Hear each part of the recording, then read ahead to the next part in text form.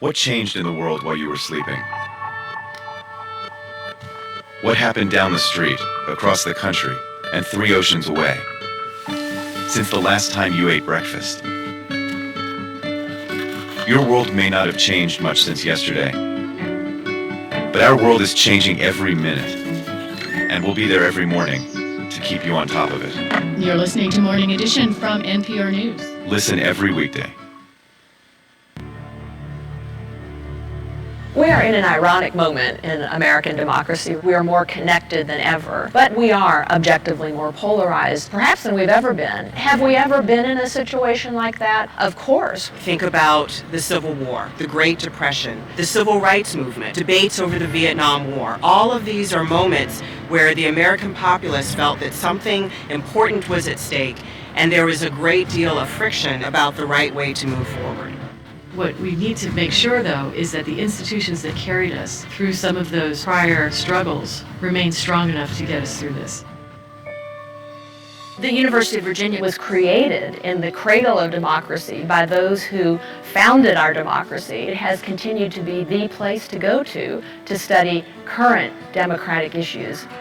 The Democracy Initiative is a brand new cross-university initiative. It's going to bring together the best assets at the University of Virginia. That's going to give us the opportunity to bring diverse perspectives, whether it's someone from anthropology, politics, economics, the law school, and bringing the best of their experience to bear on these complex challenges. We want to engage with the public as well. One of the most exciting ways we'll do that will be the Presidential Ideas Festival. The Ideas Festival will bring leaders from public policy from around the world, including a past United States president, to better understand the challenges that confront us, but also how we can move forward.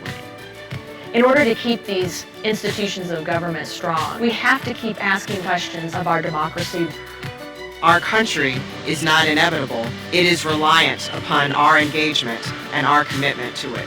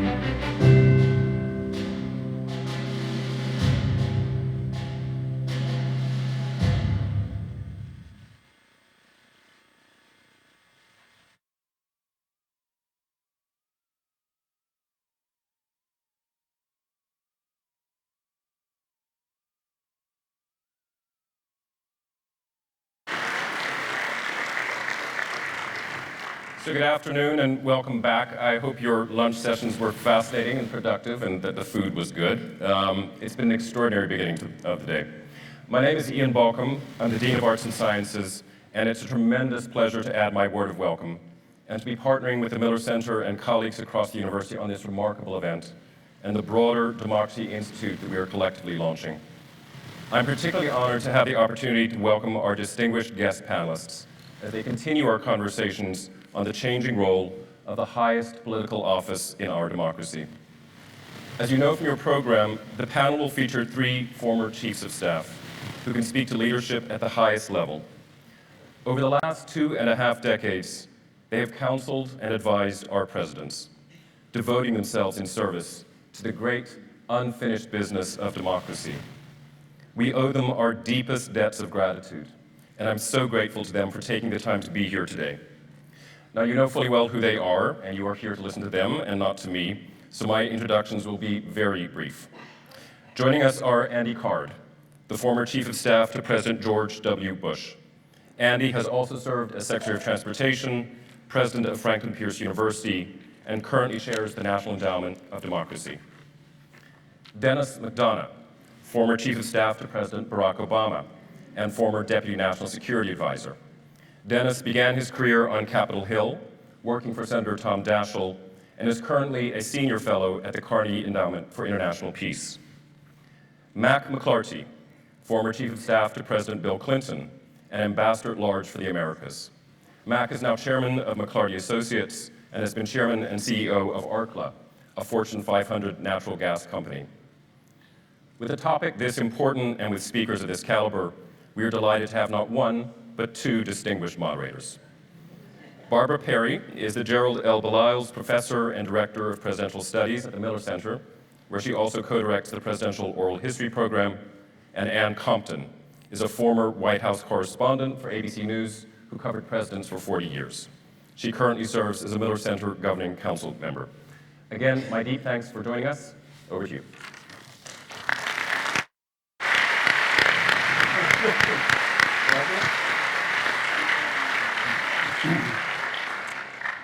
Well, good afternoon. Thank you all for being here, and thank you to our distinguished guests. The way that was read, it sounded like I direct the oral history program and Compton, but that is not the case. I follow Ann Compton. I follow her because, as you know, she was the spectacular White House correspondent for so many years for ABC News, and I would always watch for her as well as at the White House Correspondents' Dinner. I've had the pleasure of getting to know Mac on these panels. I was a little bit late in coming to the Miller Center to do the Clinton project, but now I'm having the great honor with my colleagues of interviewing President Clinton as a follow-up to that. And Andy and I got to know each other on the floor of the fake Senate at the Edward Kennedy Institute in Boston, where they have this most amazing scale model of the U.S. Senate. And I went up to him and said, I don't think we've interviewed you yet for the Bush 43 project. Could we do that? And he invited us up to New Hampshire twice to come and interview him. And so we're looking forward to rolling those out soon. We hope in November, the Bush 43 project to release. And I have not yet met Dennis up till today, but so pleased to do so and looking forward to interviewing him for the Obama project. So with that, I love this topic, the buck stops here. Of course, that was the sign that Harry Truman kept on his desk, and all three of these gentlemen have been at that desk and working with the person behind the desk and knowing what that is like. And so because our topic is leadership at the highest level, we want to begin today, and we wanted this to be a conversation, so Ann will jump in and you all should feel free to jump in as well. But we have a few topics that we want to highlight, including, not surprisingly, leadership. So we thought we would start with these gentlemen who have seen leadership, again at the highest levels, to say, how would you define presidential leadership? Is it one of those things that you can define, or do you just know it when you see it, or both? Who'd like to begin? Where we're going. If you are self-described as a leader, you're probably not as good as you describe yourself. But by definition, if you win an election, you're a leader. And presidents win elections, and they have to lead, and if they don't, their faults are known right away. So the first aspect of leadership is having the courage to lead, the courage to make decisions. And in the academic world, it's easy not to find the courage to lead because you don't want to lead people unless you know exactly what the outcome will be. So you work very hard to do your research. In government, you lead in the direction you want to go with an expectation of results.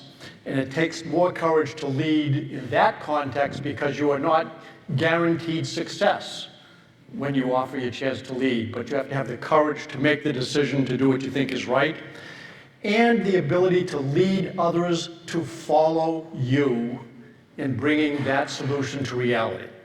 So it's really leadership that is required not just to manage a process or people, but it's to inspire others to say, this is the right thing to do and I'm going to do it. And so leadership for a president is also constrained by time, and the president is a president 24 hours a day, 7 days a week. So it's not just 9 to 5, it's not just when you're in the office. And that means that you have to have the capacity to lead, both in terms of making tough decisions and ones where the options are never good. So, Mr. President, this is a situation, there are 6 options here, every one is a bad option, which one do you want? And you have to make that decision with such confidence that people will be willing to implement it, because success is determined by the implementation of the decisions that are made, not necessarily the decision itself. And so the president has to instill a recognition of friend and foe to get engaged and help bring those solutions that the president thinks are important to reality and have them take effect. So I think that's the challenge of being a leader of the President of the United States and in politics in general. Yeah, as usual, first of all, it's really great to be here. I love being associated with Mac and Andy. I've gotten to know them both over the years, both by reaching out to ask for their help when I was in government and then since, so it's really good to be with them. And as usual, I agree with what Andy said. I'd just say 2 other things about presidential leadership, which is that as president, you have to lead people who didn't select you to lead them. And that's a difficult part of the job. And especially, I think, in the course of the last 10 years or so with the intensity of polarization and all the incentives within our system that drive that polarization. And so that is a unique attribute of leadership, presidential leadership, that you don't necessarily see elsewhere. You don't see that in our all-volunteer army or our all-volunteer military, where people still choose to go there. You don't see that in sports teams where, again, people are, choosing that line of business. That is to say, the players. And increasingly, it turns out the players can choose their coaches, it looks like. So that's a unique aspect of presidential leadership. And that's broader than the second point I'll make, which is you also have to get partisans to go along with you. The system, which is designed by the person who also designed this university, didn't leave all the power in one person's hand. Very deliberately divvied up powers between Articles 1 and 2 and even 3, and in many cases made those powers overlapping, such that even, for example, as a commander-in-chief, you still need the military to fund you still need Congress to fund the military that carries out those activities. So in all cases, and even the most manifest bit of presidential leadership, which I think Andy and I saw up close. Andy because of 9/11, and I because I served for the one president who came in on first day of inauguration at war and left when President Trump was inaugurated still at war. Even in that most profound manifestation of leadership, namely as commander-in-chief, you still have to bring the partisans along, that is to say, the opposition party on Capitol Hill. So those are 2, I think, attributes of presidential leadership that you don't see anywhere else. Well, Ann and I want to delve into some of those specific examples, Dennis, that you started to name, but let's go to Mac for your thoughts on characteristics of leadership or definition of presidential leadership. Well, Barbara, I think, as usual, Andy's framed it very well, and Dennis has put forward 2 precise and important points to amplify on it. Let me first of all say I am privileged to be here and congratulate Professor Bill Antholis for this great program at the Miller Center, to be both, Barbara, with you and Ann, of course, as well as certainly with Andy and Dennis. It's always a treat, and I always look forward to it. It's a privilege to do that as well. I think Andy's point about you have to be a leader to have won the election, I'd say you have to win the election, you're a winner. But then as president, you have to prove that you're a leader.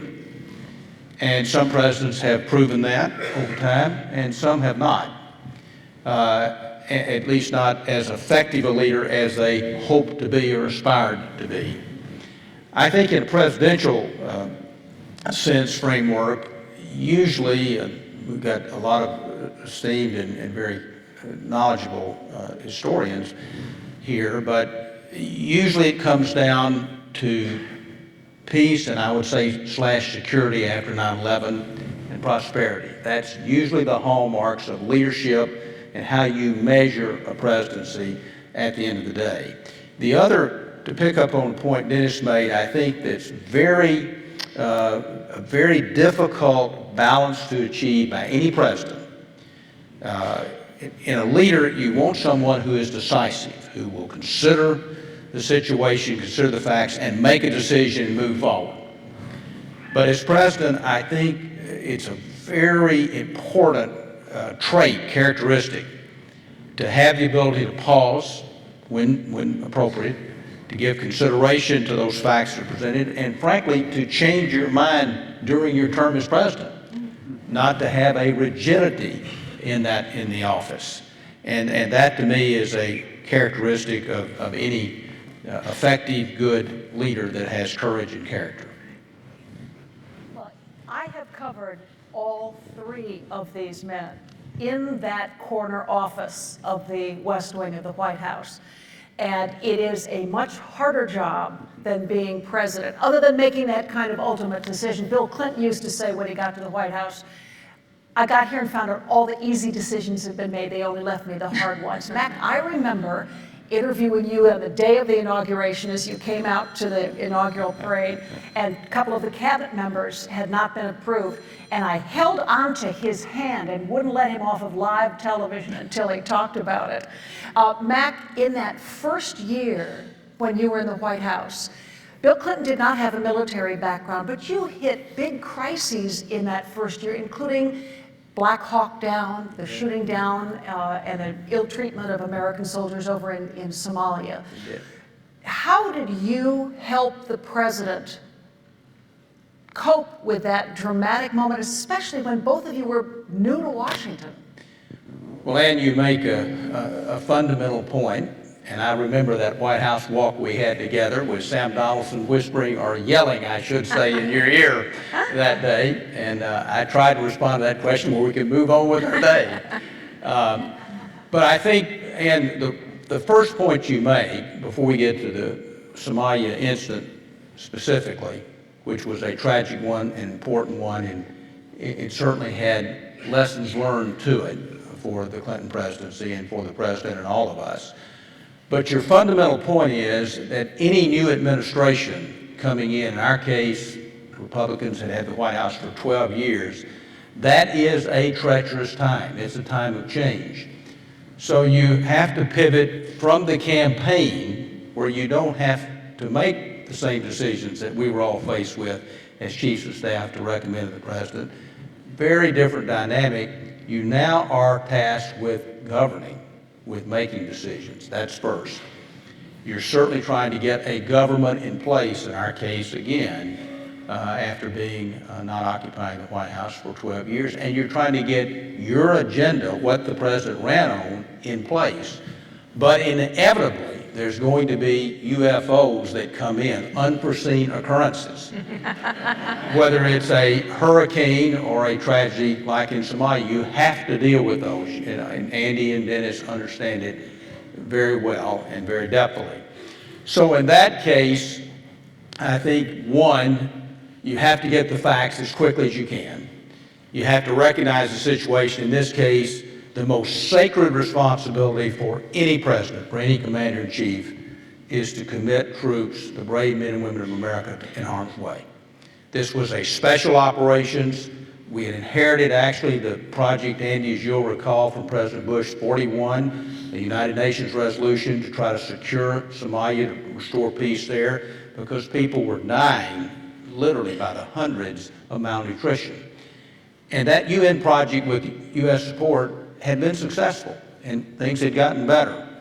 But the rebels there had started their insurgency, so this was a special operation to correct that did not work. It went awry. So I think in that case, we had to, one, make a quick decision how to respond to it. The president basically said, I take full responsibility, it's a tragedy. We started this mission and we're going to conclude it in the right way, and recommitted more troops than we originally had on our watch. Not originally, Andy, from the first initial decision, but on our watch. And ultimately, Andy, as you remember, I believe the only cabinet member that changed in our first year, I believe, was Secretary of Defense Les Aspin. And Secretary Aspin was a fine man, very accomplished as head of the House Armed Services Committee, but I think by his own acknowledgement was not quite as suited to be Secretary of Defense, which is a very difficult and demanding job.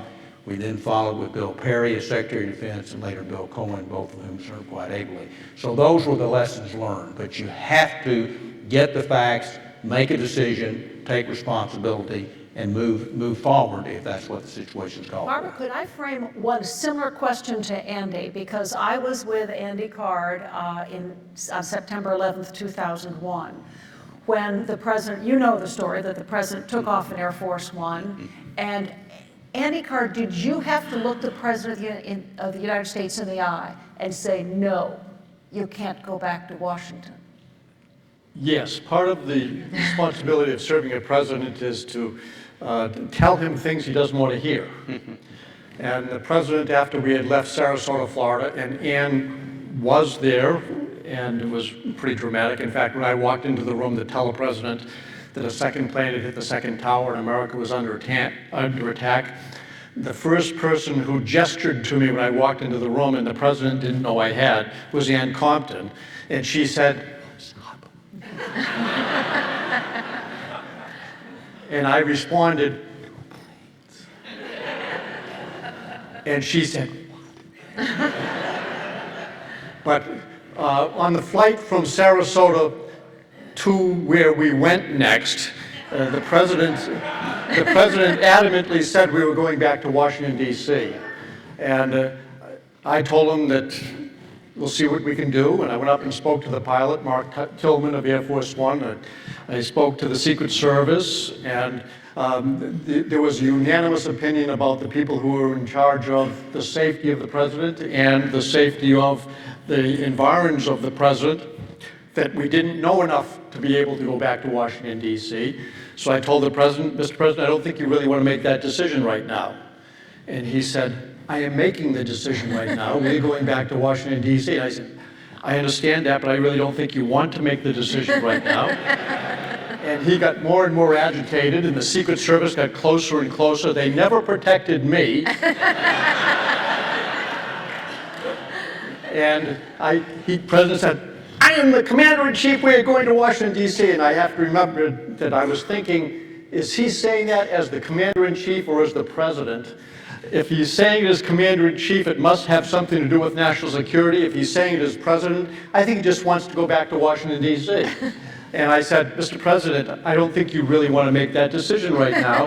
And he got very angry with me, but we did not go right back to Washington, D.C. We went to Barksdale Air Force Base in Louisiana, and then on to Stratcom in Omaha, Nebraska, and eventually get to Washington, D.C. But yes, there are times when you have to tell the president things that he does not or she would not want to hear, and you have to accept the consequence of being wrong if you did it. And that's something that takes great courage, because no one will protect you. And to flip this around, there are times when a president not only has to lead, but he has to console in chief. And Dennis was at the White House. You were there the whole time, but you took over as chief of staff right after what I think Barack Obama considered the worst day of his presidency, Newtown. Yeah. And that's what I mean about leadership, which is that you don't know what, as a president, you don't know what UFOs you're going to confront. Yeah. And this role as the president, as consoling the country in moments of inexplicable violence, be that 9/11, or be that the attack at Fort Hood, or be that the attack at Newtown, which you're right, Ann, the president did say was the worst day of his presidency. There's not only an expectation from the country that, that they'll hear from the president, but increasingly, I think, an expectation from the president, or an understanding from the president that he needed to be heard. And this is, I think, a manifestation of a lot of different things. And I think this has changed over the course of the presidency. And Andy and Mac and I have talked about this a lot. I mean, the ubiquity of media, the democratization of media. You know, I talked to Secretary Baker when I got the job, as I did to these guys, and I asked for advice. And he said, well, the most important thing I did is I talked to the news anchors at the end of the day to let them know what was on the president's mind. And then I talked to the Sunday show anchors on Friday afternoon to let them know what was on the president's mind. And then, it felt like I'd kind of checked the block with the media. And I thought, well, geez, that's kind of changed. It's a couple turns of the crank after the evening news now. And yeah, people watch the Sunday morning shows, but they're getting a lot of news between Friday night and Sunday morning. And with that news comes expectation. Expectation that if the president knows, then the president should be reacting. And especially so if there's a moment as profound as Newtown. Dennis, could we circle back to that? Because in addition to Ann's question, which you've answered so eloquently about, and poignantly about this, what I call the president now as comforter in chief and consoler in chief, and that because we just talked about this at our lunch panel, because in our Constitution, while it doesn't set the president up formally for this, because we don't have a monarch to serve as a head of state, and we don't have the system that other countries do with a prime minister who's the head of government and a president who's the head of state. But instead, we combine those two into a head of government and a head of state, the ceremonial role. And I think it's that ceremonial role now that we're really seeing that people turn to presidents for the consoler-in-chief process. And I take that back to, in fact, Washington being called the father of our country. We look to the head of our family, and certainly with Lincoln at Gettysburg, I think really starts that process of presidents having to do that. But President Obama, in addition to having to be consoler-in-chief after Newtown, also was trying to push through legislation and had to be that head of government as well. Tell us about that. Tell us what is the role of the chief of staff, and other gentlemen too, jump in. But what did you see when you came to the White House just after that tragedy, knowing that the president now had on his plate that legislation to try to get gun safety through the Congress? Well, yeah, so it's very, it becomes very nuts and bolts very quickly. And if there's somebody who's in charge of all the nuts and bolts in the White House, it's the chief.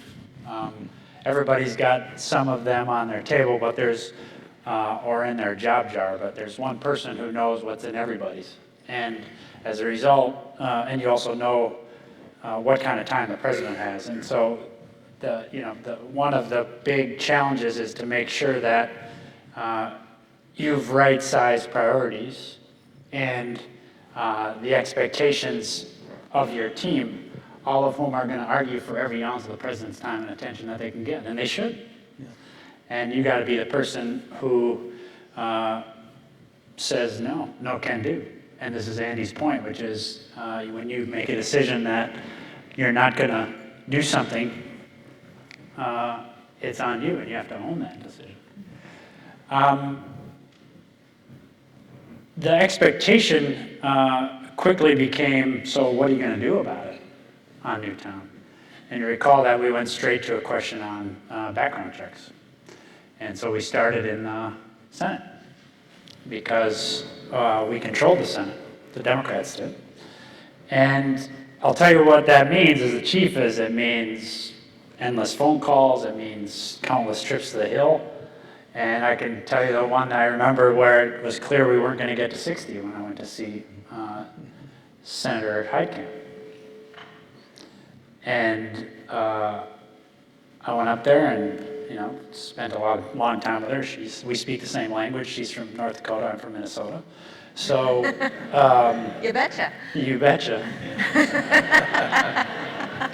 But I didn't hit the target that day, I'll tell you that. And she just said, I'm not going to be there for it. And, so oftentimes it comes to you to close. I couldn't close. And I remember I decided not to drive back that day. I walked back to the White House and went straight to the Oval to tell the president that we weren't going to get to 60. And, this goes to the vagaries of the system and why 60, why not 51 and all that stuff. But that's details to the American people. And it's details to the families in Newtown. Because at the end of the day, the question is, what from consolation to ensuring it doesn't happen again? What have you done? And that's the nags to the president to this day. And so being consoler-in-chief is not enough. I think to reinforce a couple of points there, we had the Oklahoma City bombing, which in its own way was so unsettling, not only because of the loss of life and tragedy, but we really never had anything quite like that on our own soil perpetrated by a U.S. citizen. In that case, President Clinton, who did have this gifted ability to connect with people, he'd been governor, he had been through tornadoes and other things of that nature before, so he understood some of that pain and suffering and dynamic and emotion that was going on. But I give a lot of credit at that point to Governor Keating in Oklahoma, a Republican governor, who was just superb to work with during that time. And that was an inflection point in many ways for the president, for the presidency, and even from a political landscape, although that was totally not part of the equation, it turned out to be more than we had really at all foreseen or anticipated. I think the other point about the cabinet officers and other members of the administration, you're absolutely right. I mean, it is the chief javelin catcher position, both externally and internally. And I think you've got to develop enough credibility and standing to say no can do or no.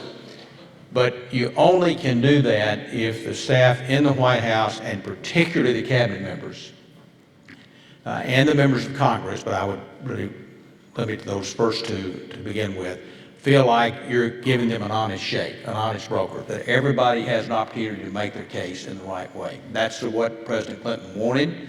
That's what he insisted on. That's what we tried to do. As far as the members of Congress, you're not going to get things passed in your legislation unless you have some rapport and credibility with those members of Congress. I always kept a Waterford crystal on my desk. Any member of Congress who might have thought they were the most important person that day in Washington, and sometimes we thought they were too, that would come to the office, that was kind of the signal, the symbol, that we understood that. But those are crucial moments, both in times of crisis and in more regular times. And then you've got to have an appropriate shift back to business after one of these national tragedies. 9/11 was totally unique, but that's also important, I think. Part of the responsibility for a president is to comfort when people don't get to see the president. Mm-hmm. And that ends up being a tremendous burden that the president carries. Yeah. When he goes, visits the troops that are wounded in the hospitals, he doesn't take cameras with him. There's no press contingent. But when the president acknowledges the reality that people died or were maimed because the president needed help, and they made sacrifices that the president would never invite on anybody, he carries that burden tremendously, and we don't get to see that. That's a comforter-in-chief that is personal. And when he goes to the San Antonio Burn Center or to Walter Reed or the Bethesda Naval Hospital or a grieving widow or a mother, it's tremendously painful, and that pain never leaves the president even when they leave office. So they carry that burden. So acknowledge that to any president, Republican or Democrat, liberal or conservative. They carry a tremendous burden because of the sacrifices that were made, because they needed help doing their job. You've talked about a little bit about being an honest broker, a little bit about doorkeeping, door management. Who gets access to the president? That you have to be an honest broker, I should think, in order to be able to have the credibility to know, and you have to maintain your leadership, right, of the staff. So given that your titles were chief of staff, we haven't really talked about staff. Can we talk about the White House staff and how you went about managing that, and how did that relate to each president you served? I was chief of staff for about 5.5 years, and the staff is critical to the success of the presidency. And President Bush did a remarkable job of recruiting a staff that was diverse in its thinking, had different personalities, and the chief of staff's job is to help the president do his job. There were 3 aspects to it. Roger Porter is a professor at Harvard, and he wrote a book on it. And the care and feeding of the president is the #1 responsibility. Believe me, you want to be president, you're very well cared for. The second responsibility is policy formulation, and that's what you all think the job is about. It's less about that and more about managing the people who recommend the policy. And then the challenge of, if the president makes a decision and nobody knows about it, did the president make a decision? And he didn't. So the last responsibility, according to Roger Porter, is marketing and selling, taking the decisions of the president and implementing them. And it starts with the staff. You tell the staff what the president decided, knowing that some of the staff didn't recommend that outcome, because the president should never get monolithic counsel. Part of the job of the chief of staff is to make sure the president gets lots of advice. And Dennis did a remarkable job of it. Mac did a great job of it.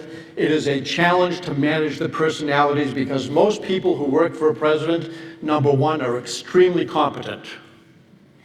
They are also extremely confident. I know what you mean. And you want the competence to show up, but you don't want the confidence to deny other people a chance to speak. So managing the personalities is a challenge. I was blessed. The deputy chief of staff for policy was Josh Bolton, a great person who is smart, listening, understands, worked hard. Karl Rove, you all have an opinion of Karl Rove. He was a joy to work with. Dan Bartlett, communications director. Karen Hughes, communication director. The president had people around him that I liked and could work with. But more importantly, they respected the job that had to be done to serve the president. And I had a rule.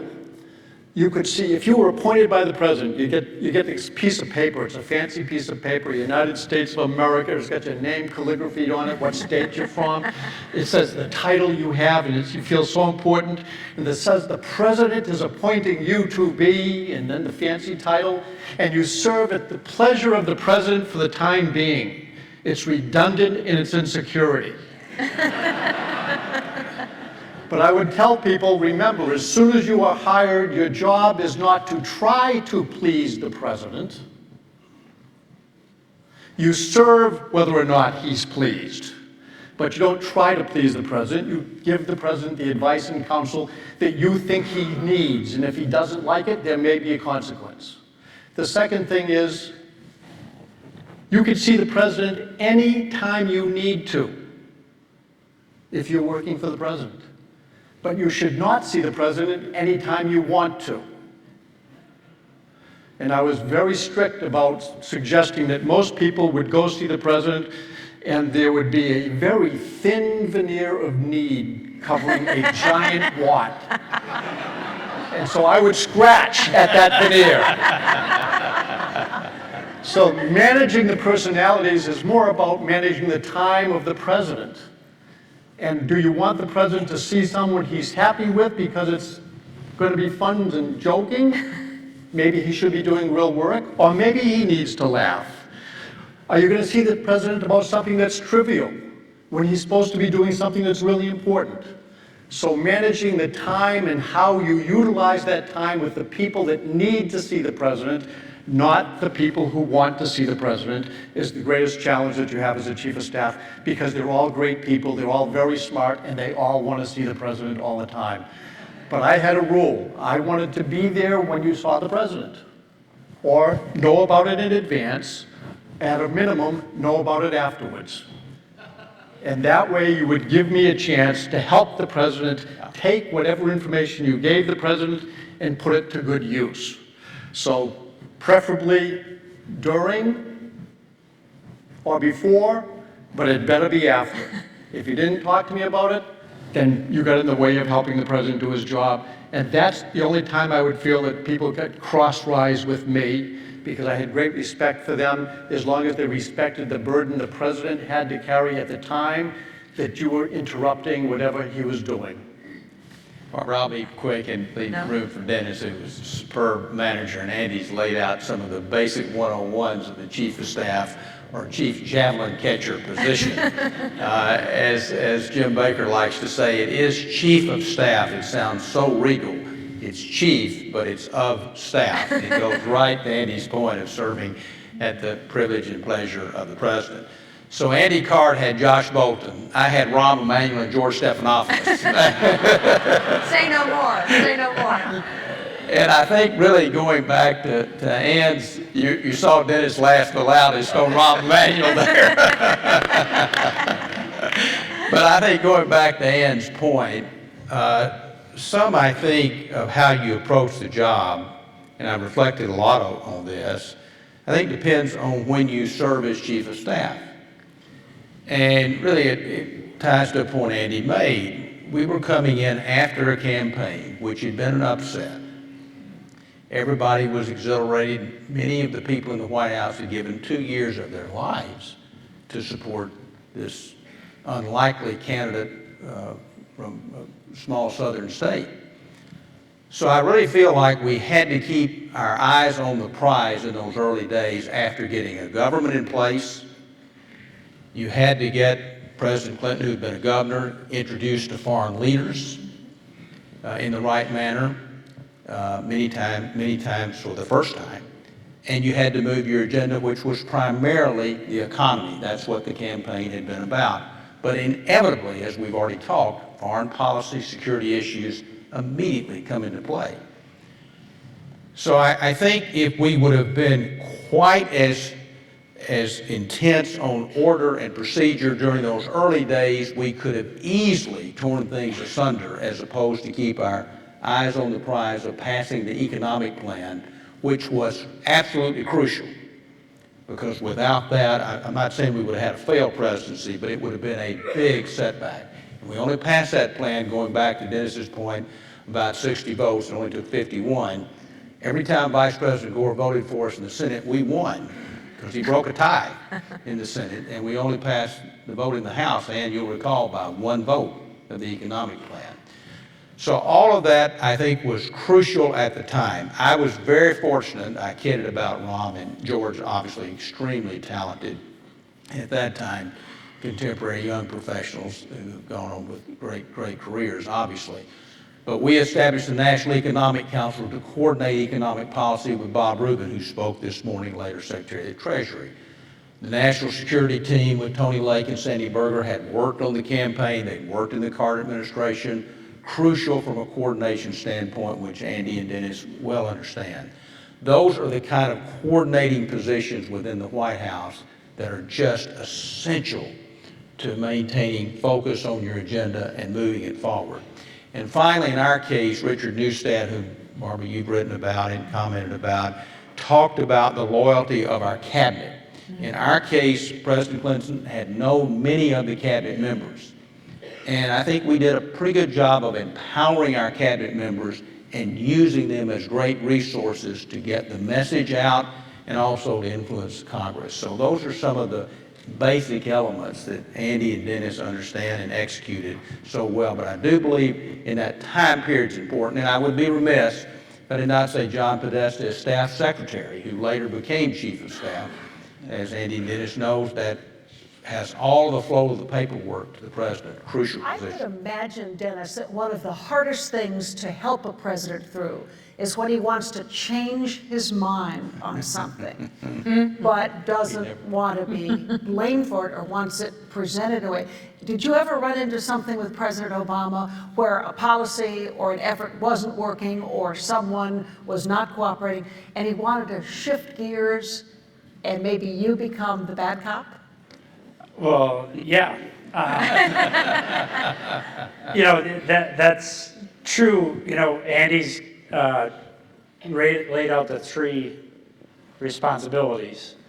And a big part of each of those is enforcing a decision or enforcing, as I said earlier, time around a decision, or personnel matters. And so sometimes a change is a personnel change. And, we had a good talk on the way out here about how sometimes you want to couple a policy change with a personnel change because you want the country to understand that there is a change. And what about you, Andy? Did you make a decision because there was going to be a policy change, that there should be personnel change as well? Do those go hand in hand? Yes, I did. I knew the President, George W. Bush, wanted to change his policy in Iraq. Things were not going particularly well, and he wanted to change the policy, and I counseled him saying, if you want to change the policy, you should think about changing personnel, because people may not recognize the change in policy if you haven't changed the personnel.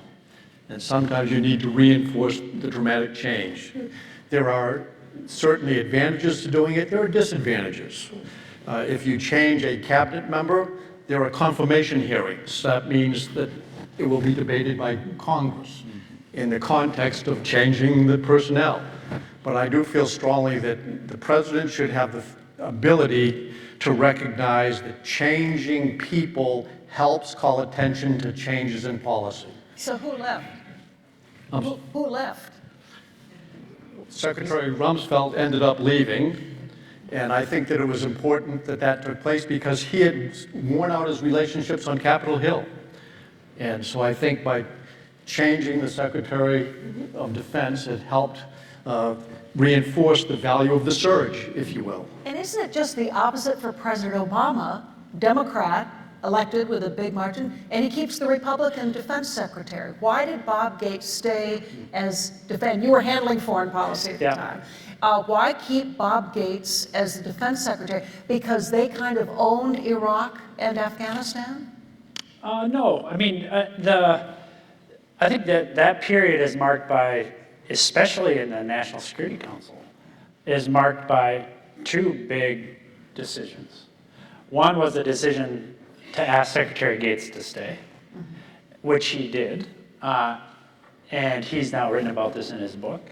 But then also asking then Senator Clinton to serve as Secretary of State. And it goes to this question about both managing the cabinet, but also Andy said, Max said you had a good diversity of views in the cabinet. I guess that was you, Andy. What the president wanted more than anything on these big questions that needed to be wrestled to the ground was a diversity of views.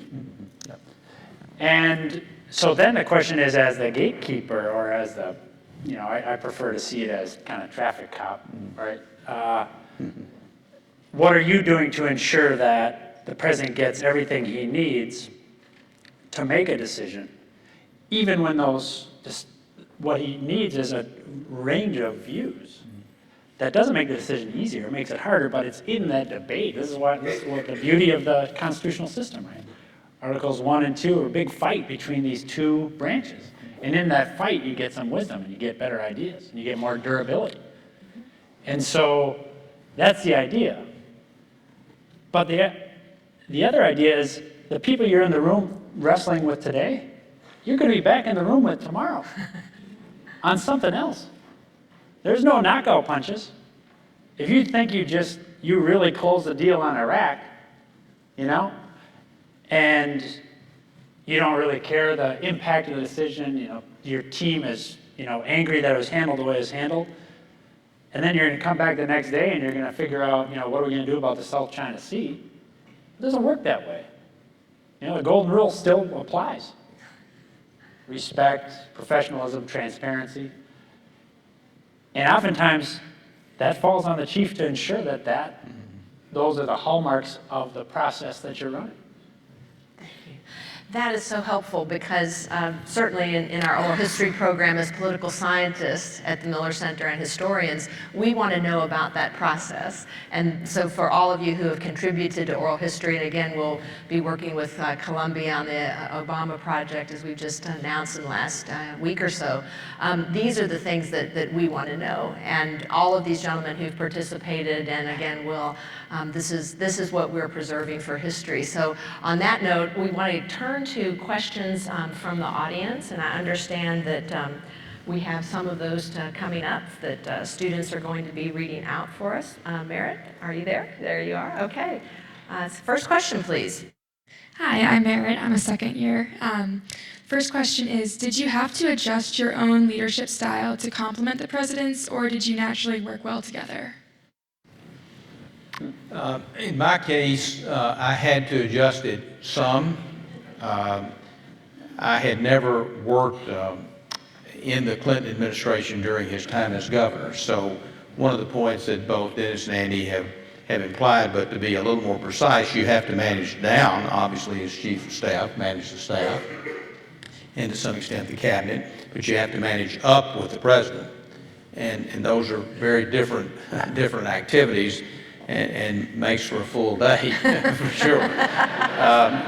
In my case, I really challenged President-elect Clinton why he was asking me to serve as chief of staff. And it basically was, his response was, I need someone that I know, trust, and respect, and will feel like will give me the criticism or guidance that I need in a candid way, and it won't show up the next day in the paper. I also need someone who is philosophically in tune with my views. As a new Democrat, centrist Democrat, that was pretty obvious.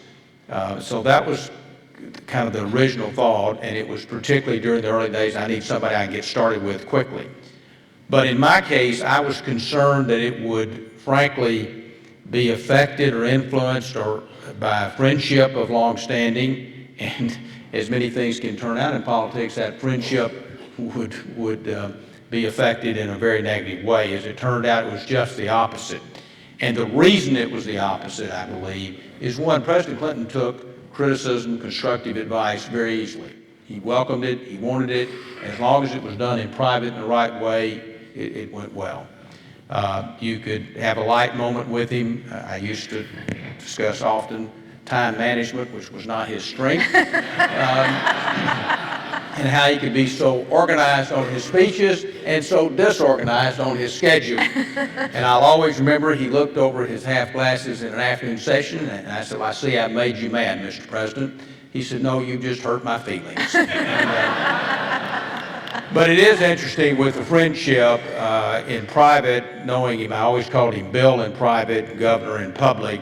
But once he took the oath of office, I've never referred to him as anything other than Mr. President, because that's the respect he deserves, and it's certainly the respect that the office deserves. Right. It's a great question, isn't it? Because all of you served three presidents with very different personalities, but very strong personalities. So, Andy, your thoughts? Well, first of all, when the president was asking me to be his chief of staff, I said, understand, if I become your chief of staff, I cannot be your friend. You're my friend, and I don't want to let you down. But you cannot feel guilty about abusing your friend. That's right. And so I said, the other thing is, I'll be in charge of your staff. It's not like I'm in charge of your life. I'm in charge of the staff that is helping with your life. So I'm not trying to manage your life. I'm trying to help you live your life as president. And then I said that it's 24 hours a day, 7 days a week, because your life goes on 24 hours a day, 7 days a week. So my responsibilities are 24/7. And I did ask if he would acknowledge that my wife was my life partner and that I wanted to share the experience with her. I wouldn't share the secrets, but I definitely wanted to share the burden. And he said, of course, we love Kathy, you know, and I said, well, you don't count that much. What does Laura think? And so he says, come with me, and we went out into the kitchen, and he says, Andy says he'll do this thing if Kathy can be part of it. And fortunately, she was. But I would say first in terms of leadership, did it change how I saw myself as a leader? I came to recognize how much self-leadership means so much. I watched a president who had great self-discipline. He was very disciplined about every aspect of his life. I caught his self-discipline. I tried to be very self-disciplined, tried to have the discipline of doing what I should do for myself to do the job. And the second thing, I came to recognize that the responsibility is really to lift other people up. Not for you to stand tall, it's to invite everyone else to stand a little bit taller. And so I tried to empower others in the job as chief of staff. Remember the television show Cheers? Sure. Well, the theme song, it's a bar in Boston. So the theme song was a place where everybody knows your name. I became the chief of staff, and I was grateful that most people did not know my name, and I didn't want them to. So I wanted to be the chief of staff where nobody knew his name. I wanted to know Condi Rice. I wanted to know Karl Rove, or Josh Bolton, or Dick Cheney, or Don Rumsfeld, know the stars. I wanted to keep the trains running on time and help the president do his job. The picture of me whispering in the president's ear changed that because more people came to know who I was. But I really wanted to lift other people up, and I think invite them to be leaders, and most of them proved that they could be leaders, and that's what helps the president. Dennis? Yeah, so it's a great question. I think that the reason the president and I got along is, in a lot of ways, we couldn't be more different. He's famously written a highly acclaimed book about getting to know his father. I have 10 brothers and sisters. Right? And everything in my life has been a negotiation. Right? There's cereal left in the morning. Well, you get one bowl until everybody's had one, and then you can get a second. The point being that it's not that I changed him or he changed me, right? His job is just so much different. But our compatibility really flowed from that, right? And just make one other point, which is on Ram. I mean, not only am I taller and better looking, but I can say that now that he's no longer married. Unless we're fighting, I might add. Well, I might give him a run for the money, to be honest with you. But when you serve, this is the point you made, Mac. When you serve makes a difference. At the start of an administration, as you guys both did, or at the end, as you did with 41 and as I did with 44. And what that handoff means, but as importantly, what the context is. The height of the recession, the depths of the economic challenges in 2009 really shapes that period.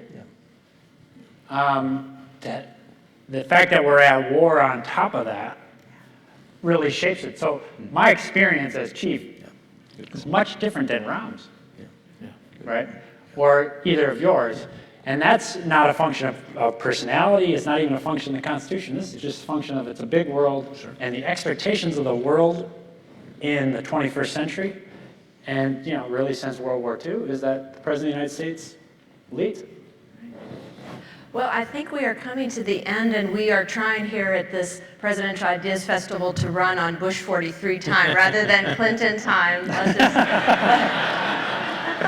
Bless his heart. That- We are. That hurts, man. It does, it's terrible. That hurts. But, I didn't know it was going to be such a hard-hitting panel. well, I didn't expect it from Dr. Perry, but we did get reelected for a second time. I would point that out, and I would also point that we are benefiting from talking to President Clinton. We're going out to Little Rock for our fourth conversation with him for our Clinton project, Great. and that's where we are most benefiting by his not being a clock watcher, Yeah, because that's we true. get You'll to spend get hours with him information. at the Clinton Library, and so we appreciate that. I want to end, first of all, by ending the way I always end our oral history interviews, and that is to say thank you to each one of these gentlemen for their service to our country, and I hope you will join me in doing that.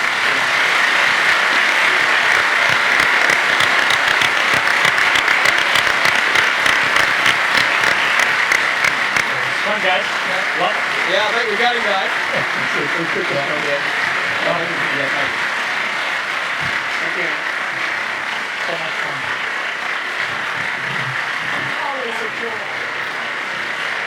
Dennis, thank you.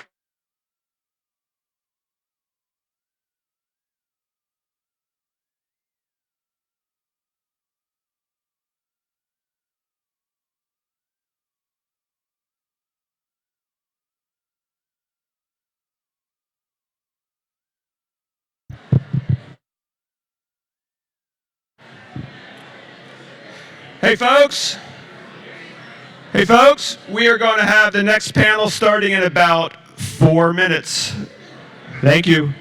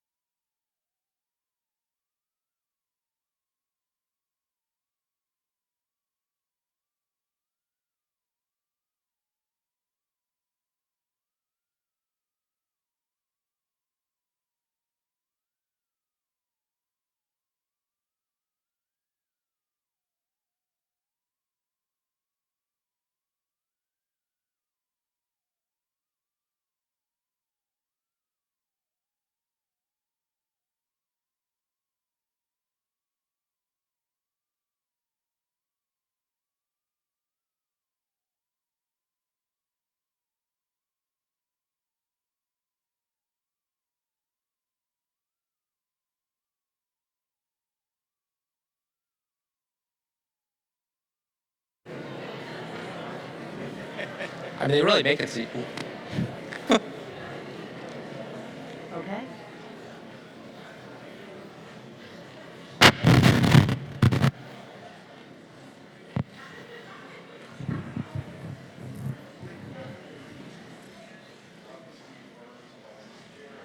No, no.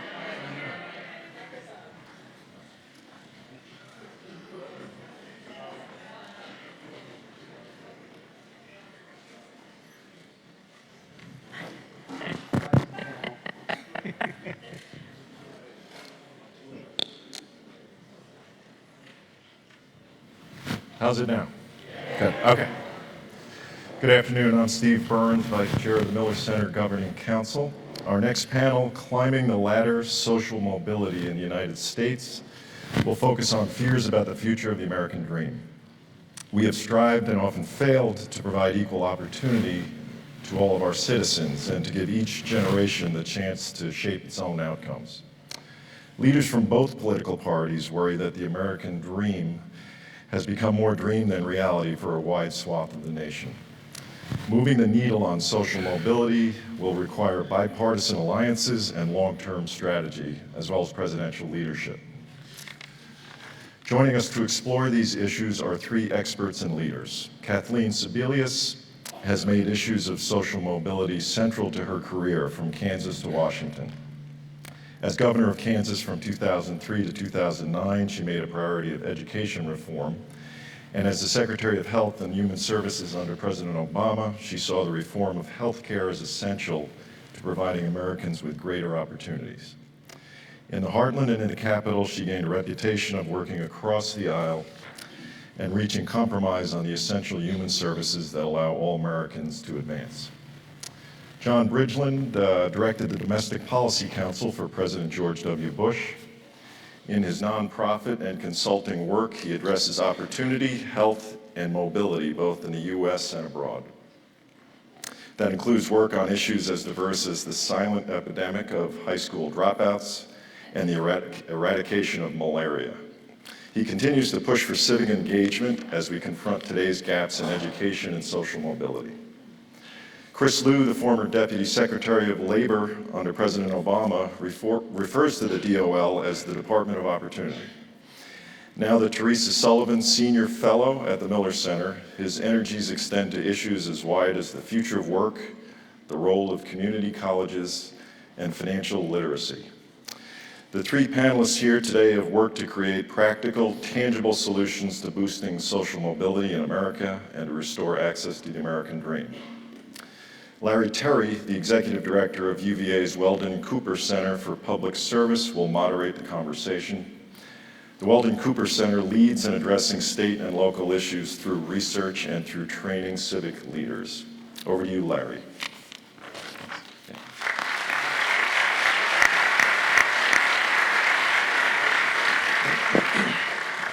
Good afternoon, everyone. Again, my name is Larry Terry, and I'm the Executive Director of the Weldon Cooper Center for Public Service.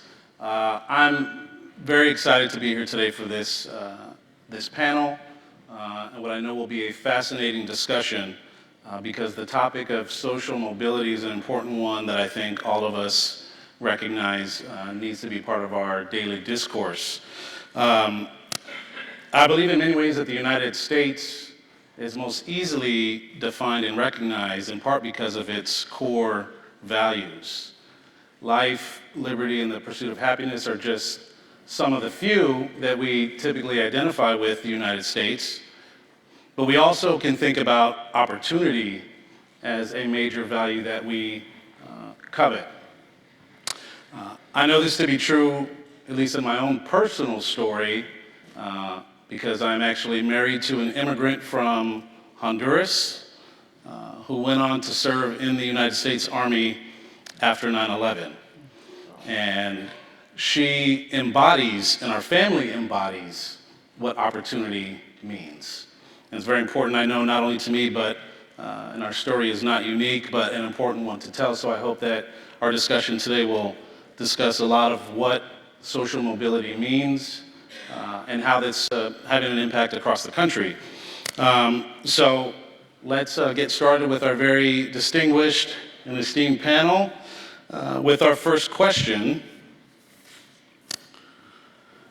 which is, when polled, Americans tend to overestimate the amount of social mobility that exists in their country. What is the state of social mobility in the United States?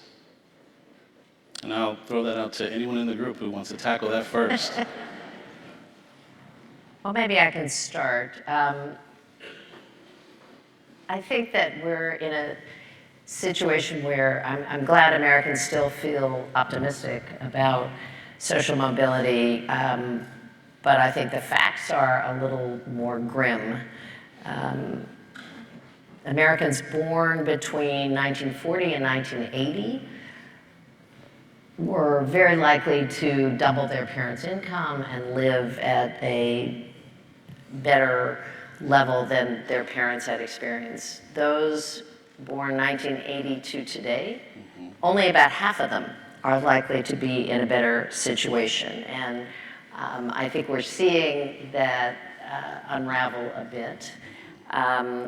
And I also think that if you look around, the Horatio Alger's story of rags to riches is unfortunately more likely to happen in Canada than the United States, about twice as likely to happen. We know that income inequality is inherited, and we know that a couple of things make a big difference. Education makes a big difference. Where you live makes a big difference, and affects a lot of other issues. So hopefully as we look at opportunity in this country, we can be realistic about where we are and realistic about what government can do to help change that trajectory. I would just add, I spent 3 glorious years as a UVA law student and wanted to be a permanent law student after that experience here in Charlottesville. But it wasn't a certainty. My father grew up in shoeless poverty in a little town called Belleville, Ohio, and to a single mom. And because of the relentlessness of that mother who put him in decent schools and gave him educational opportunity, because of the GI Bill, it's a real engine of mobility for the World War II generation. He had a decent life, we had a decent life. In addition to that incredible data that shows that 92% of 30-year-olds in 1970 did earn more than their parents. And then by 2014, 51%, as Kathleen mentioned, were earning as much as their parents at 30. We were a little frustrated that data is 30 and 40 years old. So we actually worked with a group to create an opportunity index of 16 leading indicators that looked at education, the economy, health, and community, including a lot of the things that Kathleen and Chris have struggled with in government, and improved significantly, and discovered that there are actually shoots of hope in many states in the 2,600 counties across the United States that have these opportunity indicators. And it's not designed to stigmatize or criticize certain states or counties that aren't doing well, but to focus governors and mayors and leaders on what actually matters in boosting socioeconomic mobility. Third thing I'd say is, we're here in Charlottesville, and you mentioned Jefferson's mystical notion of the pursuit of happiness, and the Declaration is fundamental to America's creed. And in addition to that being an individual right of, being able to send your kid to college or have a decent home, a decent life, he and Adams were talking about that being a collective enterprise, the public happiness, and that I can't be happy unless my neighbor is happy, or I worry about the person who's homeless or vulnerable is happy. And so I think that spirit of Jefferson here at this wonderful place on this wonderful campus is something we should remember. Final thing, I talked to Joel Berenson, who was President Obama's pollster just last week, and he said the emblems of the American dream, which are get a home, buy a car, send your children to college, are now emblems of crushing debt. And that most Americans are retrenching, trying to simplify their lives, and really look to not as aggressive about pursuing the American dream and more retrenching a bit to simplify their lives so that they're not hit with the American nightmare. Let me pick up on John's last point, because I think that's an important one. You all may have seen over the weekend the wonderful commencement address at Morehouse College, where the benefactor stood up there and announced that he was paying off the student loan debt for the graduating class. It would be fascinating to do a longitudinal study of those several hundred young men about what it means when you can start off in the work world without any debt, what choices you make, what difference you're allowed to make. But it does raise sort of broader questions. And again, while we can and we should celebrate the generosity of this donor, it begs a larger question. Why is that a private donor who's taking care of the student loan debt? Why isn't that government who's taking care of it? And if people say, well, look, maybe that's too expensive for government to do, it begs the question, why aren't billionaires like this gentleman being taxed at a higher level to pay for those government services? But cheap applause lines. But I think going back to Larry's original question, when I think about optimism, social mobility, I also think about it sort of depends on where you're sitting. You think about Amazon making the decision about where to place their second headquarters. There are 20 finalists for places like Philadelphia, Washington, Atlanta, Boston, urban or suburban areas that are already doing very well, that were catered towards a well-educated workforce that had good infrastructure around them, places that people wanted to live. And I think the challenge we have in this next century is, what about the places that have been left behind? And that's not a red state versus blue state issue. We see that right here in the Commonwealth of Virginia. Northern Virginia is booming, Richmond is booming, Southwest Virginia isn't booming. Right. How do you get jobs to those places, or do the people eventually just kind of leave and go to other places? And so if you're sitting in one of these cities that's one of the 20 finalists, you're probably wildly optimistic. If you're sitting in a place that companies don't want to go, you don't really see much of a future ahead of yourself. Well, I want to pick up on that a little bit, because I think the geography that Chris just talked about, where we're seeing a wider and wider geographic divide. And there's a lot of evidence and studies looking at the South and the rural Midwest that is really falling further and further behind. And whether you look at healthcare or education or jobs, it's an indicator of all sorts of situations that don't bode well for the future. I did some looking at just housing patterns and housing issues, because the GI Bill, which John mentioned, was probably the biggest jumpstart for the middle class of our parents' generation, where you had education and a VA loan that you could buy a house with no down payment and very low rates, if you were white. If you were a white soldier returning. African American soldiers had access to education. They did not have access to mortgages. Now, think about that as a generational issue. So the mortgages that our fathers got coming back from the war, a house is someone's largest wealth in the family. You could borrow against your house to send your kids to college. You could borrow against your house to pay for your daughter's wedding, to move to a different house. If you didn't have that house, if that wasn't part of the deal, and again, we had a housing pattern, and this was the federal government doing this very segregated pattern where African Americans got subsidized housing in housing projects and were driven into urban areas. White returning soldiers were subsidized into suburban areas, and houses were built. The boom started. The vestiges of that, I think we're still living with today. There was a governmental decision to begin to divide wealth. I come from, Topeka, Kansas. Brown versus Board of Education will be 65 years old this month, that fundamental decision. Well, we're living in an era now where people are desperate to get out of their neighborhood schools, not to attend their neighborhood schools. So geography matters. What Raj Chetty has found in his Harvard studies looking at inequality is that if you move at a very early age, if you move to a different place, if you have a housing voucher to get into a different neighborhood, it can make a lifetime of difference. You go to a different school, you have a different trajectory, you have a different way of living. So I think, again, as we look at what the possibilities are in the future to begin not only retiring debt that people have, but maybe giving upward mobility to areas and neighborhoods and individuals who don't have it. We got to look at some of the structural issues. Health is certainly one of them, but education and where you live, what your zip code is, what your geography is, can have an enormous difference. Yeah, just building on this geographical point, I don't want to. We're not and gonna let poor Larry was there. Go ahead. But that both Chris and Kathleen touched upon, it's interesting. Americans remain extremely entrepreneurial. When you talk to them and poll them, 61% have a dream vision for a business they want to start. And more than half would do so if they had the tools and the support. And then we've discovered that, unfortunately, venture capital in the country, 80% of it flows to just 4 states.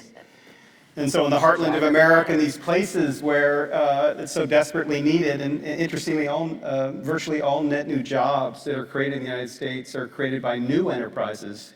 It's not the size of a business, it's actually the age of a business. And so we've had a startup downward trend for the last 40 years, remarkably, even though the economy is showing some signs of recovery. And I think, to Kathleen and Chris' point, we really need to bring more venture capital. There's this guy, Steve Case, who started AOL, who started a campaign just on his own as an entrepreneur called Rise of the Rest. And he's going through West Virginia and Kentucky and Appalachia and other areas of the country, and basically raising money for great ideas that the marketplace should be investing in to create new jobs and to help these entrepreneurs that want to make it. I will add one thing. One of the most moving trips I took when I was the Deputy Secretary of Labor is I went to Flint, Michigan in the middle of the water crisis. Flint was, again, 30, 40 years ago, a booming town. It has shrunk significantly as the auto industry has shrunk. Unemployment rate is well into the double digits. And I remember talking to people, and I said, look, you can't find a job. There's one grocery store in Flint. You can't drink the water. You can't bathe your children in the water. Why do you stay? And they say, it's home. And it's the irony, because if you think about throughout at least the last century, people moved to where the jobs were. That certainly happened during the Depression. That certainly happened after the war. At a period of time when there's more actual mobility of people, there's probably the ability for people to move. People are moving less and less, and there's a variety of reasons. They can't compete for the jobs in these new places. Many people are underwater with mortgages and can't get out of that. Family ties as well. So if people aren't willing or aren't able to move to where the jobs are, how do we bring the jobs to those people? And I think that dovetails in what this initiative that Steve Case is working on right now. Well, and the movers are more likely to be educated Right. and have some assets, and the mobility goes with that. So it's sort of this divide that in some ways is being amplified, not reducing. Yeah, can we talk a little bit more about sort of this relationship or the link between education and social mobility? Because I think we can all agree that there's a difference between having a job, but also having a job and being able to be upwardly mobile, right? And so what is this connection between education and social mobility that we might be overlooking in terms of our thoughts on economic development or economic prosperity? So it's interesting. Oh, I'm sorry, Kathleen. No. A college graduate will make, on average, $1 million more over his or her lifetime than a high school dropout. And interestingly, in 2003, Gates Foundation called and said there's this high school dropout problem. Nobody knows anything about it. And 1.2 million people are dropping out every year. And I was in Philadelphia. It reminded me a little bit of your Flint story. And we were doing a focus group. First time in the country since 1870 talked to young people who had dropped out from high school. And there was this girl in the focus group, Monique, and we asked her, what did you want to be when you were growing up? She said, I wanted to be an astrophysicist. We said, what? She said, wait, it was inspired by the NASA space program. She kind of took over the whole focus group. 30 minutes later, she was asked, what are you doing now? And she was a prostitute on the streets of Philadelphia.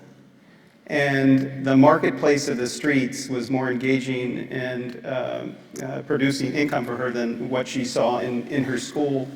And the nation actually focused its attention once the dropouts spoke and said most of them could make it. We have same dreams as other kids. But we need pathways that connect opportunity and career and what we want to be in life in school. And the good news is graduation rates have gone from 71% in 2001 to over 84%, and across 2 administrations. I know you don't hear a lot of political unity in the country much, but across the Bush and Obama administrations, both administrations focused like a laser on it, and 3 million more kids have graduated from high school rather than dropping out over that period. The bad news is there remain more than 2,000 what are called high school dropout factories in the United States. So the average graduation rate, just hear the statistics, remarkable, for most students in most high schools in the United States is 90% or higher. And in the remaining 2,000 low-performing high schools in these places that we're talking about, in parts of the country that have no viable economy, lack of affordable housing, lack of health inputs, the average graduation rate is 40%. So imagine going to a high school where most of your classmates are going to be dropping out, and the climate and the culture and the lack of expectation that creates. So the country's starting to focus again on, how do we reform, redesign, and these remaining low-performing high schools, because it has a huge effect on mobility. But I also get very frustrated having worked on this for a long time. I started in the Kansas legislature when my kids were 2 and 5. And so early childhood education, early childhood initiatives were pretty personal to me and I thought pretty important.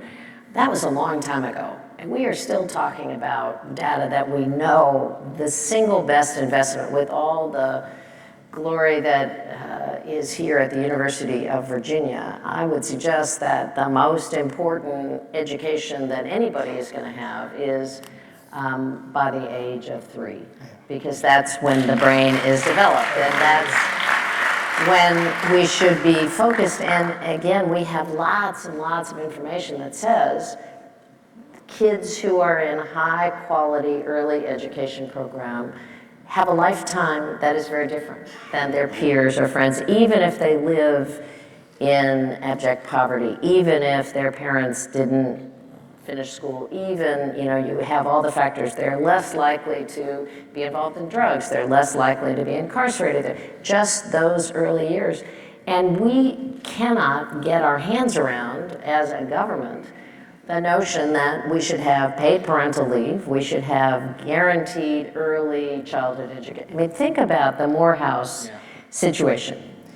If it had been said to a group of high school kids, you could be in the class of 2019. If you finish high school and you go to Morehouse College, you will not have any debt in the world. How many kids would have taken up that? I mean, the earlier we present that possibility, it's wonderful, and I'm not diminishing having graduates, but those are the kids who made it through all the way. I don't know how many along the way dropped out or never went in the first place because they didn't have the resources.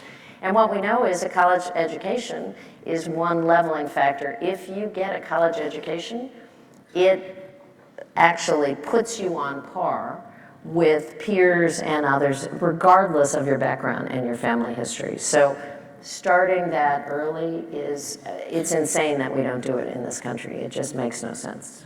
When people used to ask me what the best way to train a worker is, I would say universal pre-K. It needs to really start that early. I do think, one of the things that we need to change our mindset in this country, we used to say everyone should go to college, kind of the way we used to say everyone should own a house before the recession. We don't say that anymore. And what we need to understand is that the economy has fundamentally changed. In the post-war era, post-World War II era, you could graduate with a high school diploma, you could get a good paying union job that had health care and retirement benefits. Those jobs don't exist anymore. And what we have not figured out in this country is for people who either don't want to or are not equipped to go to college, what is the alternative path for you? Mm-hmm. And what you've started to see now is, we moved away from vocational education, vocational high school about 20 years ago. We're now re-embracing that again. Community colleges are now coming back. There's been this powerful bipartisan movement to embrace apprenticeships, which is a model that is used in Switzerland and Germany. It's amazing. If you go to Germany, they let kids at 16 years old make a decision about how they want, what their first job is going to be. We don't let 16-year-olds decide what movie to go to in this country. And so it's not only providing that extra level of education and training to get your first job, but it's how do you create a culture of lifelong learning? Because as the economy moves as fast as it moves, you're increasingly going to have 40 and 50-year-old people who are now moved out of their jobs because of technology. How do you retrain them for the jobs of the 21st century? That's not something we've done a good enough job on so far. Yeah, I saw a statistic the other day, 95% of the jobs coming out of the economic recovery required some level of post-secondary education. Yeah. Remarkable. And Chris is right. I think we need, the one-year occupational certificates, the community colleges in this country, and there are places like Miami-Dade and others who are doing remarkable things with populations that, previously had no chance, really, at making it into the economy. And this other point about universal preschool education, there's bipartisan consensus on it. I don't know why it doesn't happen. And interestingly, the studies show that we actually have a social gate to learning, and you can't just put a child in front of technology or a screen. You actually need a human being. And so I think one positive development is not just a focus on academics, but like the social and emotional development of young people early on is really critical. Well, there were some great efforts. I don't know exactly what was going on in the Bush administration. I do know that education, but there was a lot of collaborative work between the Department of Education and Health and Human Services in the Obama administration, because in Health and Human Services is Head Start, early Head Start, a lot of the block grants about child care. The Department of Ed ran the schools, and we, for the first time, began to pool resources and give people at the local level more kind of joint grants. And the notion was to take Head Start knowledge, which often involved parents, a lot of social and emotional learning, and combine them with the curriculum appropriateness of a school and have it run in a way that you could do it in a schoolhouse, you could do it in a center, you could put it in a church basement, but both elements, recognizing that if a 3-year-old or 4-year-old can read and they can't sit in a chair, that doesn't do them much good. If they can sit in a chair but they can't recite their colors and they don't have any idea of numbers, that doesn't do any good. But it is tracking that mobility and knowing that involving parents in that educational process and opening up the schools so that parents who may not have finished high school or may want post-training can also attend and not only become better parents, but become better workers, has been, again, experiments. Cincinnati does a great job. John and I discovered we're both from Cincinnati. They have a big communities and schools program where they wrap services around not just the children, but the entire neighborhood. And it becomes a place of learning, so people's educational opportunities are really reopened. Those kinds of things, I think Chris would acknowledge that the Department of Labor, looking at them, I mean, they really work, and you can help lift a whole family at a time and not just try and isolate 1 or 2 people. And the supports become increasingly important when we're talking about low-income parents, parents that don't have a lot of education. Study after study shows the reading levels of kids from low-income families during the summer goes down because reading is not innate in the culture of parents reading to kids at that age. Parents don't have time. Or if you think about schools, being a provider of school lunches and increasingly school breakfast for low-income kids, when those aren't provided during the summertime, what it does to the kids' health, their well-being, their ability to learn. And so you need to not only focus on what happens during those 9 months, but what happens during that summer period as well. Chris, you mentioned earlier that the economy is changing. I was in Southwest Virginia last week for a significant portion of the time at an economic forum that looked at technology as sort of the catalyst to potentially bring about change. Are we connecting our educational opportunities with the needs of this changing economy? I think that that's something that can be perceived as a disconnect between our educational institutions and the reality of what's happening out there in this new, often information-driven economy? I mean, I think the answer sort of depends on where you are. If your kids go to school and there's no broadband there, there's no ability to access computers, laptops, they're going to struggle. And your ability to use computers now is essential to your job. Or if you think about, I would say when I would go into a vocational high school, or I'd go to a community college and I'd go and tour their training facilities, when it looks like my high school shop class from the 1970s, 1980s, that's probably not training people for the jobs of the 21st century. When it looks like a machine that you would see at a high-tech factory, that is when you know that there's that nexus between business and employment, business and education, but it really takes a whole of government approach. You not only need the workforce system involved, the education system, you need business involvement for this to work. We used to always laugh. I mean, the training system in our country has for too long been train and pray. We train people for jobs and pray that they get them. That just can't be the way it should work at this point. And often, I think, at least we found this at the state level, which sometimes can be more nimble and entrepreneurial in terms of jobs, that we had a jobs council of major employers who would then, mostly with partnerships at the community colleges, they found it very beneficial because they frankly had to do a lot of the job training on their own. If you wanted to work in a Boeing plant in Wichita, you had to go through a year of their training regardless of your educational background. Or if you wanted to do, be in a culinary institute, you had to do a different kind of training. The employers would design, say this is the actually core of the curriculum we need to be taught. The community college would provide the educational opportunity, and the partnership was amazing because it was not training people for jobs that didn't exist anymore. It was employers saying, we need welders, painters, we need machine shop workers, we need skilled mechanics, we need this.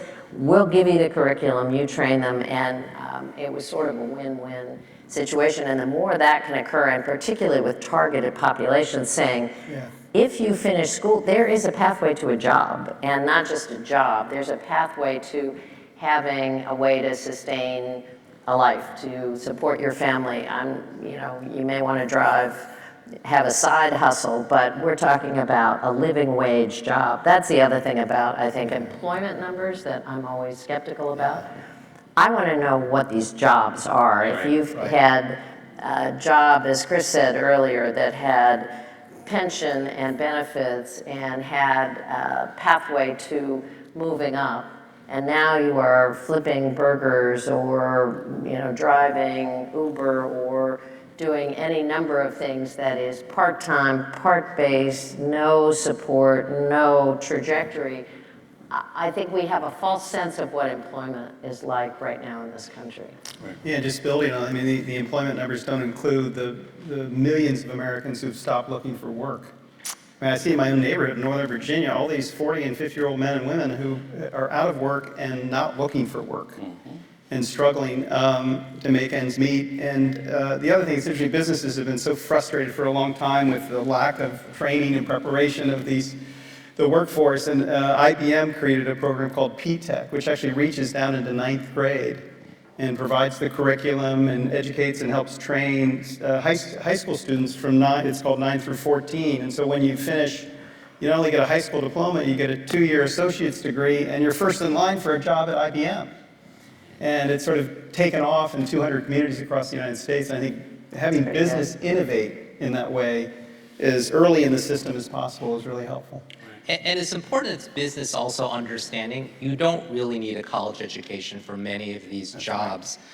One of the great models is how this apprenticeships, which we often think about as the trades and construction, are now moving increasingly into white-collar jobs. Great example, Zurich Insurance Company, obviously big Switzerland, Swiss-based insurance company, has now created an apprenticeship program for claims adjusters. Because what they've realized is, look, we can hire 4-year graduates, we still have to train them. And frankly, most of them won't stay in these jobs. So why don't we, as Kathleen said, why don't we form a partnership with a local community college? They spend half their day here learning how to do the job. They spend half their day going to college. We pay for their college. So there's an understanding that they stay and work here for several years after they finish. And what they have found is that they get a more engaged workforce that is more likely to stay. And as importantly, they're going to get a more diverse workforce than they would have otherwise gotten as well. Going back to the kind of basic social mobility, and I feel like I'm the grim reaper here, but I keep looking at the historical, institutional barriers that are, and there's no question government can do a lot of positive things and can change this trajectory, and government has also done, I think, a lot to impose status and unequal status on a number of people. I mentioned our earlier decisions in the housing market that really did change generational wealth. I think you don't need, in terms of social mobility, to look a lot further than what we have done with our correctional system.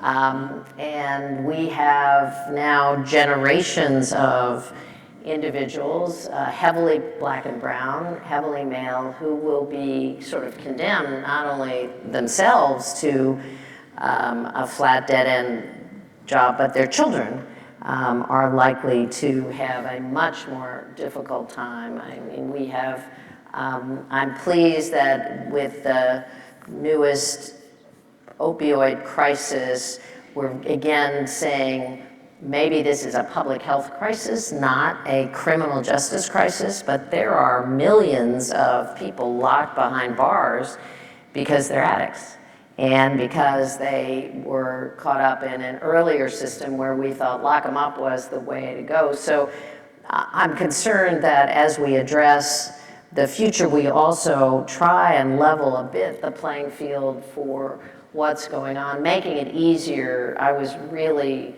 pleased to see Florida pass the bill about allowing people as they're coming out of prison to vote. But voting is one thing.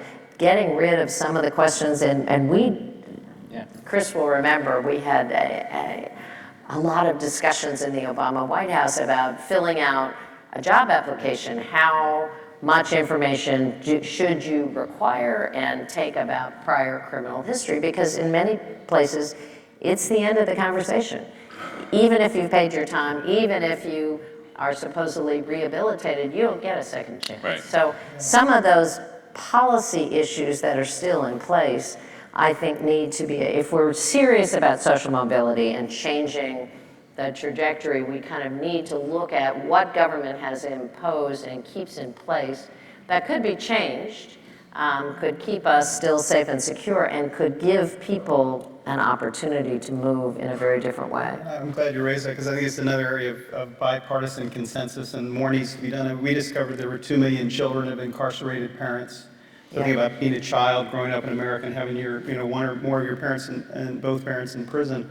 We provided mentors to those children, but it's, again, helpful but insufficient. And I just saw the Justice Department, I think, was sued the state of Alabama for the miserable prison conditions. So the conditions in these places, as people linger and languish in prison. And there's so much we can do. The drug courts for nonviolent offenders, redeeming and expunging the prison record so that when people come out, they can actually get a job. Particularly for the non-violent drug offenses, and that's a third of our prison beds. It's a third, exactly. So it's something I think much more needs to be done. Yeah. I want to pivot for a second to healthcare access, and social mobility. It was mentioned, I think, at the beginning of the panel about where you live matters. It often tells about your access to education, jobs.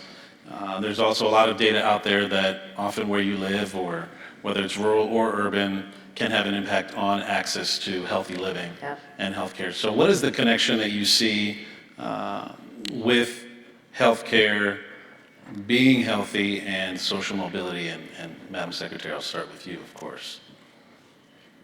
Well, I think there's a lot of information about the so-called social determinants of health.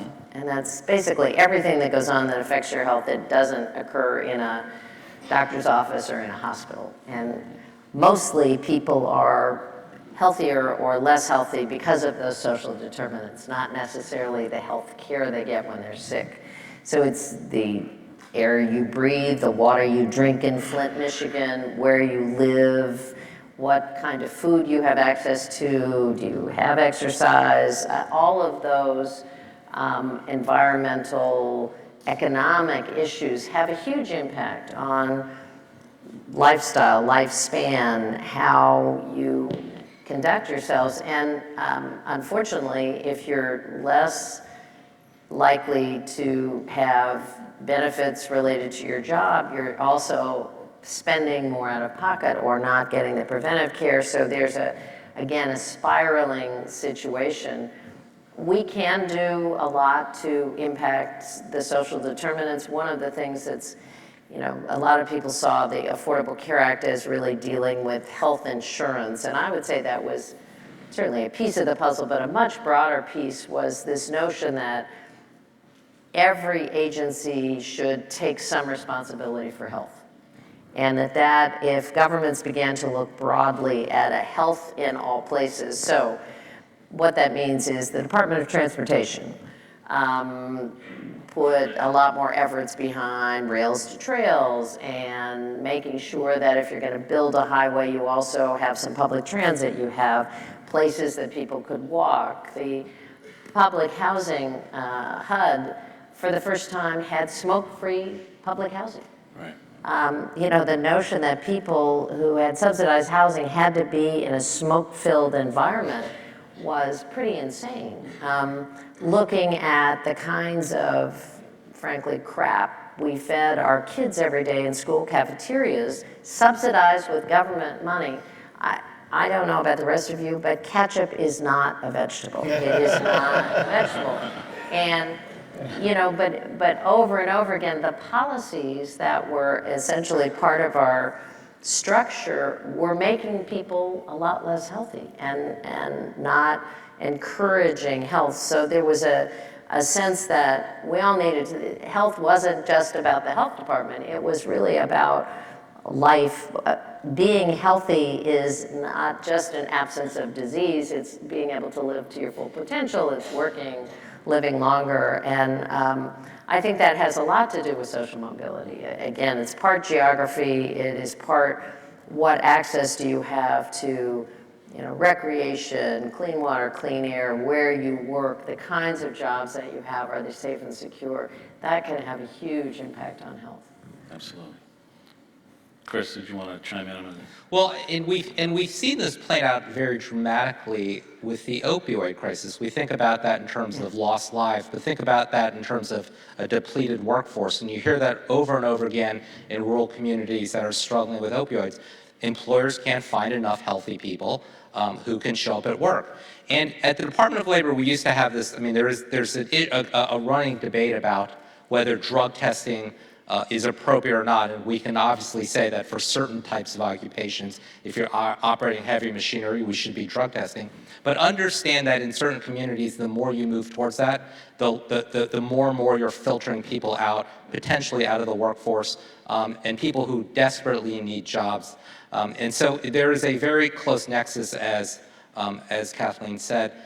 It also raises broader questions in this country as we talk about healthcare, again, about the connection between jobs and health insurance, which was a tight connection that we've had in this country when employers offered health insurance, where people stayed with their employers for most of their lifetime. As we move more and more towards this gig economy where people are cobbling together 3 or 4 side hustles, they're getting insurance from no one.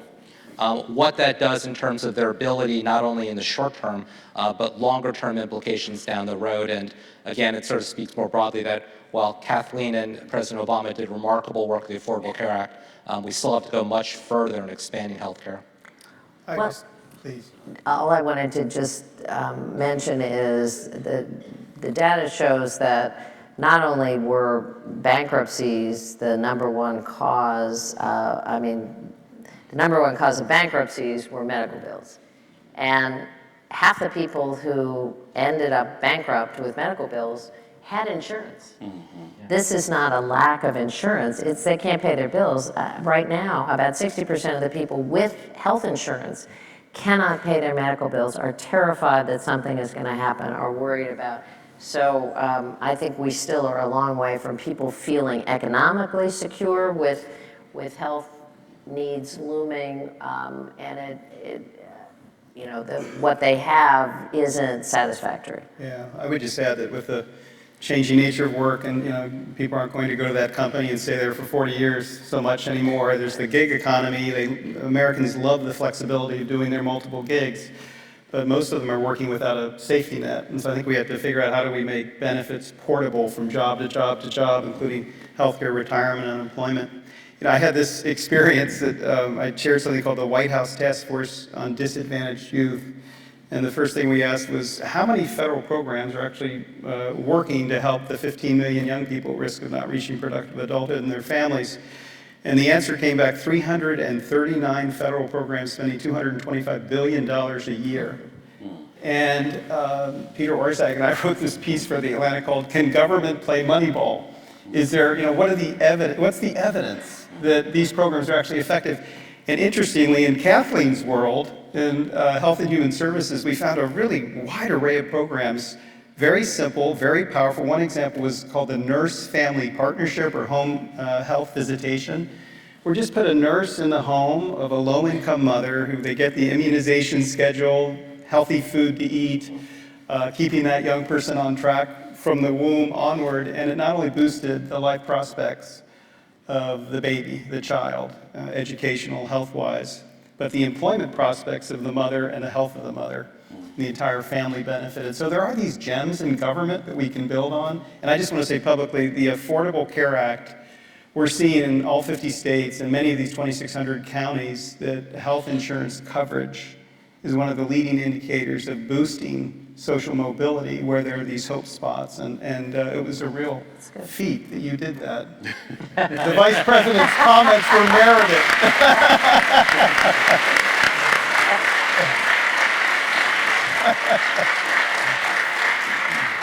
I think we're getting...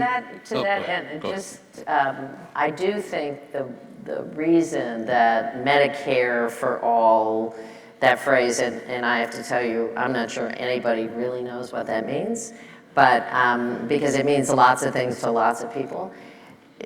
It is the one health program that we have done in this country where everybody's in. That's right. So it is not divided by economics. Medicaid, the children's health insurance, other areas, it depends on income. And subsidies for the Affordable Care Act depend on income. And there's a sense of fairness and unfairness that continues to roil. Medicare, you turn 65 and you are in. And in some ways, I think that sense of it's a program for everybody has made it invincible to attacks, and everybody feels it's a program for them. And as we look about healthcare in the future, I think that element is a really important piece of it. It isn't where you work, what your job is. It shouldn't be where you live, which right now determines, I mean, I have to tell you, given our geographic divide in this country, if you are in a state and you are low income in that state that has not expanded Medicaid, you are below the poverty level in Kansas, and you are too poor to qualify for anything, you are really in a world of hurt because there is no option for you to have any access to health care as you move forward. And that's a terrifying place for people and their families to be. I think we're close to the Q&A session from the audience. I just want to ask each of you one question here quickly, maybe a minute or less. Is there a role for service at the community, local, national level for increasing our opportunities for social mobility? Given each of you have had very prominent public service careers, I think it's an appropriate question to ask each of you. Yeah, I'll jump in. It's interesting, General McChrystal came back from commanding troops in Iraq and Afghanistan and said for the first time in history, less than 1% of Americans were serving in our nation's military during war. leading to the complacent assumption serving the country was somebody else's job. And he actually out at Aspen Ideas Fest, much like President PrezFest, he calls for large-scale civilian national service that 18 to 28-year-olds, as they come into adulthood, would come together and do at least a year of civilian national service.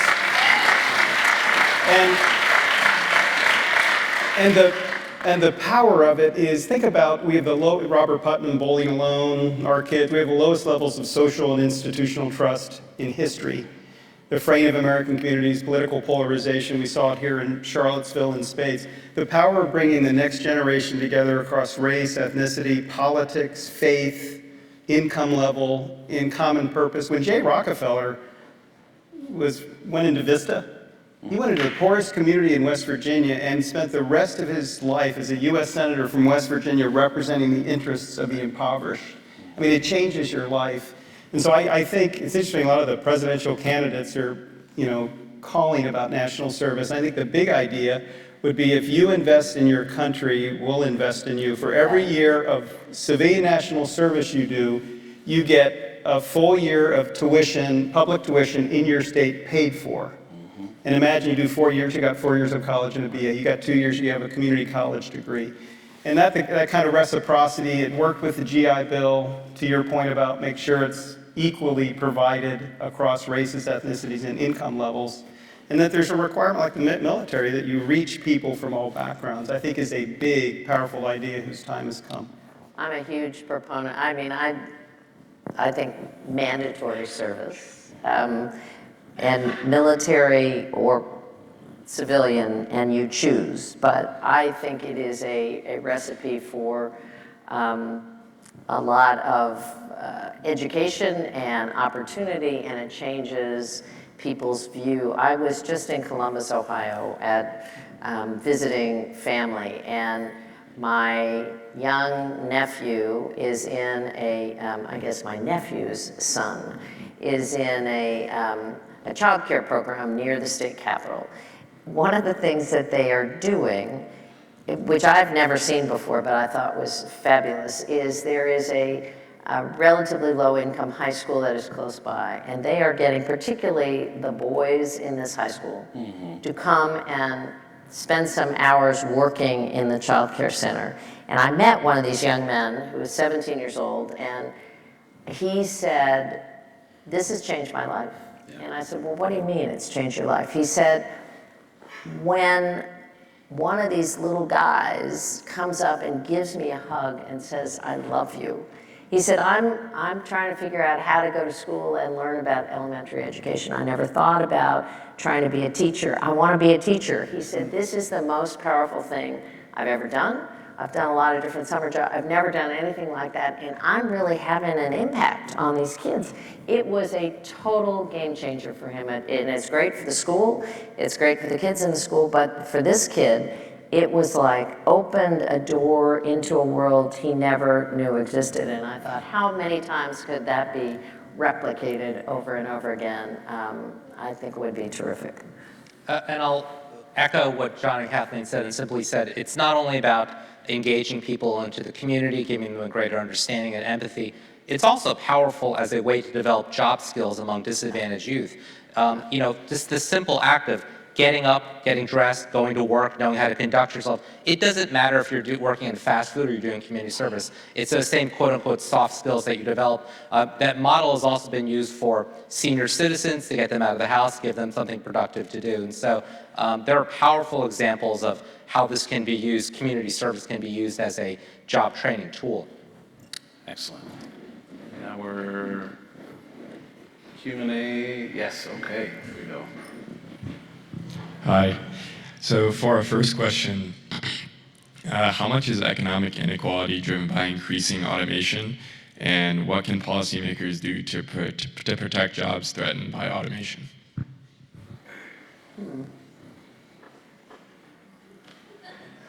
Next question.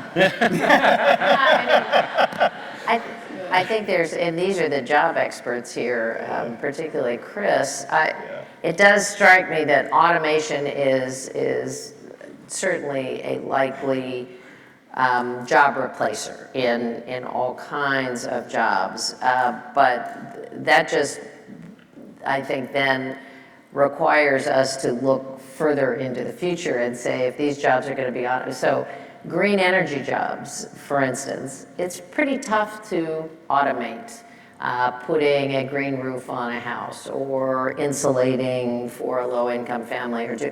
So there are ways to look at the economic future and train people for jobs that can't be automated, can't be moved out. The kind of service jobs we're talking about, you can't automate and move aside. Will skilled manufacturing take over where there were 15 workers in the past? I got to tell you, in the farm community, you know, one good combine with a GPS is replacing 15 farm workers because you just don't, you know, you don't need the kind of manual labor that you had in the past, but there are other things that those folks can be doing, and that's what we have to help people how to pivot from what they were doing to what that looks like in the future. I'll simply add that there is a level of jobs that is disappearing and changing because of automation, and like Kathleen, helping people adapt with education and job training is essential. I think what we also need to understand is there's a whole level of jobs that will have to be done by people in this country, and for those jobs that have to be done by people, we really have to pay them actually a living wage. I'm thinking specifically about, you know, certified nurse aides, which is the lowest rung of nursing and hospital. I'm thinking about childcare. I'm thinking about elder care, which will become increasingly important, and understand people, those are some of the most critical jobs, and we ought to be paying people more than minimum wage to do those jobs. We actually, You bet. We actually did an analysis over the last 2 years of what it would take to actually have a mandatory national service system in the United States, and the biggest need was elder care. And no substitute for the human touch, and so envisioning mobilizing mass numbers of people who in nursing homes or assisted living facilities or other areas, hospitals, could be working with the elderly, or Meals on Wheels programs. And so at some level, automation, it's hard to replace the human touch that's so vital. Well, 10,000 people a day turn 65 right now, every day. And your nurse at home program works really well also to keep people aging in place. Well before you would have to abandon a home to go to a nursing home, if you have people coming in and out, people are, first of all, they want to stay as much as possible, remain independent, but it does take a human touch often to provide some of those wraparound skills, but we're going to need a lot more of that. We may have time for one more. How can colleges reconcile their interest in promoting diversity and social mobility with their self-interest in admitting the children of big donor families? And how will the recent scandal affect admissions policies going forwards? Yeah, the clock. I think we have 2 minutes. That's a doozy to throw at us last. Yeah, oh God. Thank you.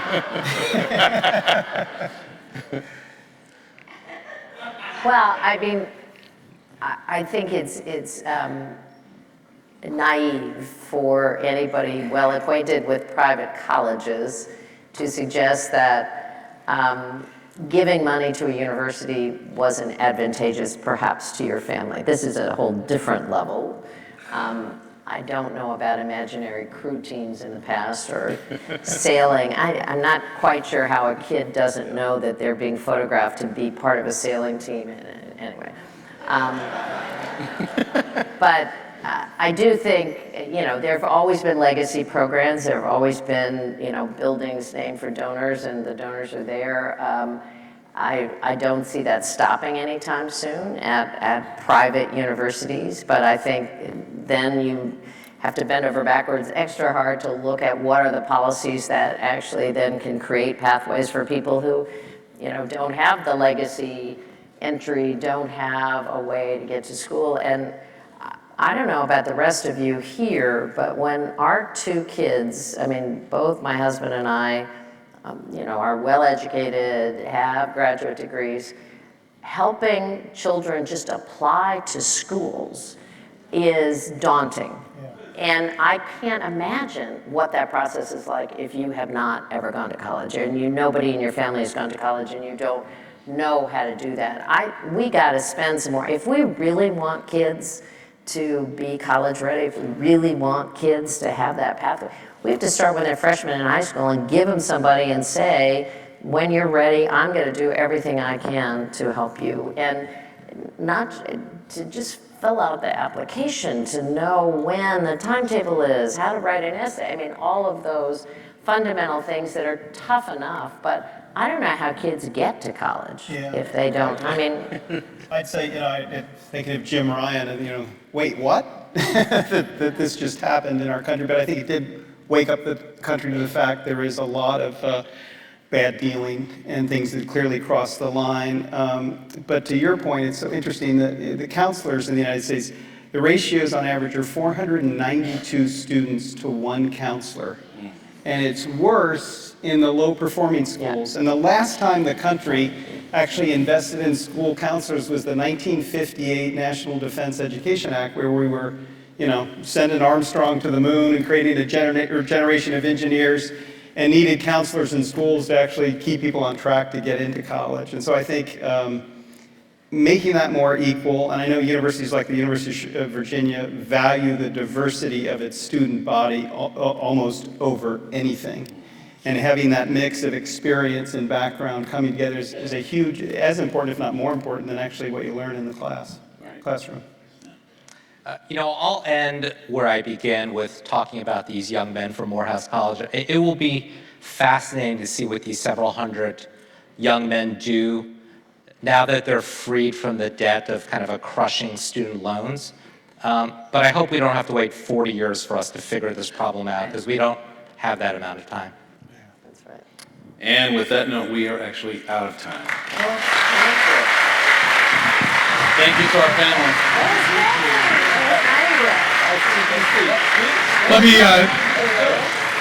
Let me thank our panelists and thank all of you for sticking with us in a long day. We start again tomorrow at 9:30. Doors open at 8:30. And look forward to seeing you all tomorrow.